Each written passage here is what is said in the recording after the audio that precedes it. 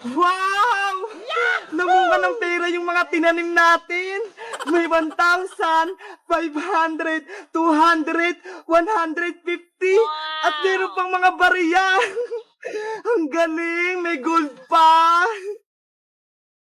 Iska, alam mo ba kung paano dumami yung pera ko? Bakit naman gusto mo dumami yung pera mo, Bebang? Kasi wala kaming ulam eh. Gusto ko makabili ng fried chicken. Ganon. Oo, gusto ko sanang dumami itong maipon kong pera. Hindi pa to kasya pambiling fried chicken eh. May naisip akong paraan para dumami ang pera mo, Bebang. Talaga, Iska? Paano? Sabihin mo na. Mamaya ko na sasabihin. Halika, sumama ka sa akin. 20 minutes later. Iska, bakit tayo naghuhukay ng lupa? Sabi ng matatanda, kapag daw yung pera mo, tinanim mo sa ilalim ng lupa, tutubo daw ito at bubunga ng maraming pera. Talaga ba? Ang swerte ko naman, dadami tong pera ko. Ano kayang ginagawa ng dalawa doon? Bebang, Iska, anong ginagawa niyo dyan? Princess, nagtatanim kami ng pera. Sayang naman yung pera. Masisira lang sa ilalim ng lupa. Sabi kasi ni Iska, dadami daw tong pera kapag tinanim. Hindi totoo yan. Totoo ba yan? Wala namang mawawala, Princess, kapag sinubukan natin. May pera ka din ba dyan, Princess? Para isama din natin sa pagtanim. Sige, isama nyo na rin itong mga bariyang pera ko para dumami din. Akin na yung pera nyo, ibabaon na natin. Iska, eto yung pera ko. Isang 20, isang 50. Sigurado ka dyan, Iska, ah. Kapag yan nawala, yari ka sa akin. Ayan, tapos na. Diligan din natin para mas mabilis na tumubo. Tama na yan, Bebang. Marami na yung tubig. Bebang, Princess, antay na lang natin bukas. Baka tumubo na. Bilisan mong tumubo pera, ha? Uuwi na kami. Meanwhile,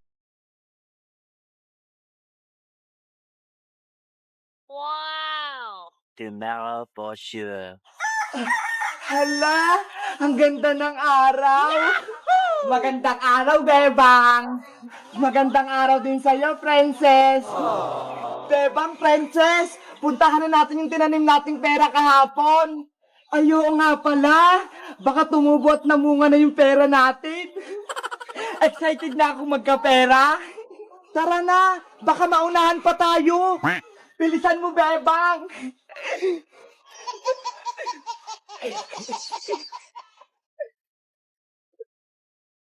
Bebang, Princess, tignan nyo, ho. Ang daming bunga, puro pera, nakakatuwa.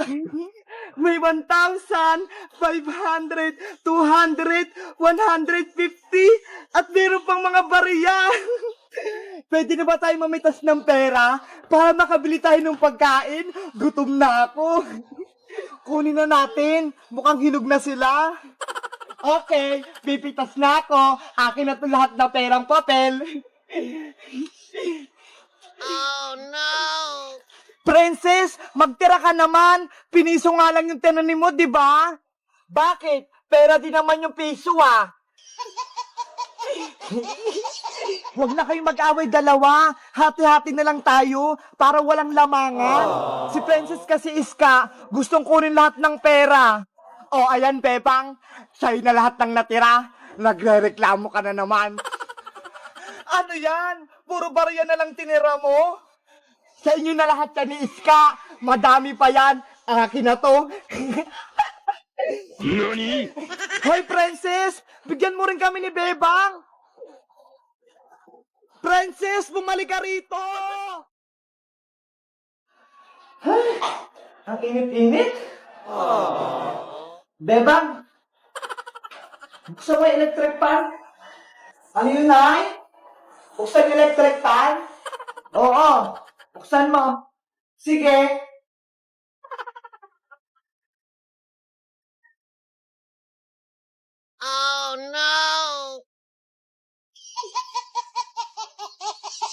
Ang tagal naman. Ayan na, Nay. Nabuksan ko na electric fan.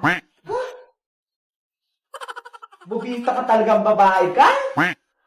Bumili ka na nga lang doon ng soft drinks kay Madam Sonia para lumamig-lamig yung ulo ko. Anong soft drinks? Coke o Royal? Coke! Malaki o maliit? Yung malaki, yung kasya sa ating dalawa. Naka-plastic o naka-bote? Yung naka-bote, last na lang. Malamig o mainit? Subukan mong bumili ng mainit. Iyahampas ko sa'yo. Siyempre, yung malamig. Kumuha ka na nga lang ng tubig dyan sa kusina. Sige. Yahoo! Saglit. Oh, no. Mineral o tubig gripo? Ginagamit mo talaga akong bata ka?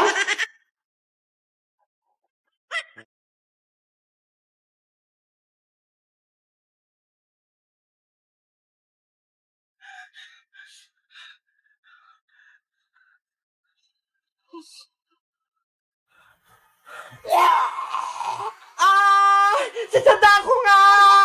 Nakakatakot yung mukha niya! Magtago na tayo, bebang! Nay! Oh, ano naman yung bebang? Kailan niyo po ba ipapaayos yung TV natin? Ilang buwan na siyang sira eh. Hindi niyo man lang pinapaayos. Wala pa tayong pera pang paayos ng TV na yan. Kaya hayaan mo na muna yan dyan. Ano ba yan? May gusto nga akong panoorin eh. Si Tanggol. Sino naman yung Tanggol na yan? Yung sa Batang Quiapo po, malakas yun eh. Hayaan mo, sa susunod na linggo, mapapaayos din natin yung TV. Talaga po, Nay? Ipapaayos na tong TV natin? Pag nakaipon-ipon ako ng malaki-laki, makakapanood ka rin yung Tanggol na yan. Yay! Makakapanood na din ako! Bebang! Ano yun, princess? Nandito na kami ni Iska. Hello, Bebang! Magandang gabi! Magandang gabi rin sa inyong dalawa. Ano, magsisimula ba tayong mag-movie marathon sa may TV? Sira naman yung TV namin eh. Paano tayo manonood? Huwag kang mag-alala, Bebang. May dala kaming malit na TV. Ayun o, hawak ni Princess. Ito, ang liit-liit. Charan! Wow! Ang cute naman yan! Tignan mo! Gumagana to! Ang galing-galing naman yan! Tara na! Manood na tayo! Sige! Pumasok na tayo sa may kwarto ko! Doon tayo manood! Let's go! Pasok na tayo, Iska! Ayan! Magsisimula na tayo! Isasara ko lang tong pinto para hindi tayo marinig ni nanay. Kakainin ko na tong bahan kong pagkain. Pengi rin ako niyan, princess. O, ito Iska, konti-konti lang para hindi maubos agad. Thank you! Princess, Iska, ano kayong magandang panoorin natin? Nakakatakot o nakakatawa? Yung nakakatawa na lang, bebang, para masaya tayo.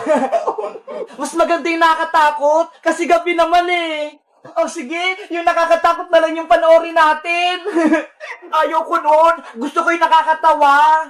Minsan lang naman, princess eh, huwag ka nang matakot. Nasa loob naman tayo ng bahay nila, bebang eh. Sige na nga.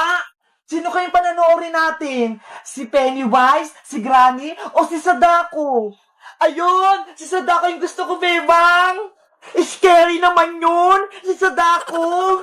Huwag ka nang maingay, princess! Manonood na tayo ng Sadako! Ipi-play ko na! Ayan na! Lalabas na si Sadako!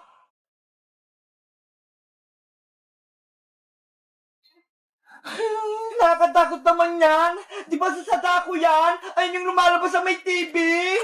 Oo, kapag maingay ka, hahabulin ka niya. Ah! Oh, no! Si Frances, takot na takot.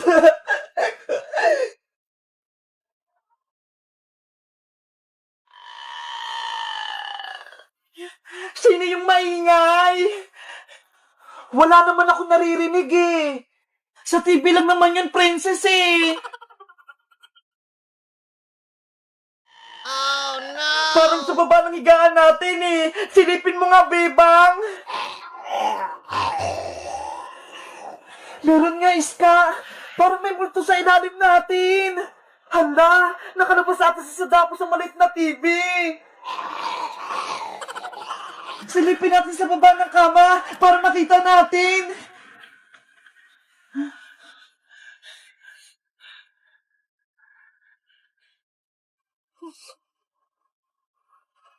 Ah! Si Sadako nga! Nakatangos yung mukha niya! Magtago na tayo, Bebang! Di tayo sa kumot pagtago! Bigyan niyo din ako ng kumot, Bebang! Iska! Tulong! Hinila ko ni Sadako! Oh, no! Princess! Hello guys! Si Princess, hinila siya ng Sadako. Anong gagawin namin ni Iska? Mag-comment lang kayo para sa part 2. Bye-bye!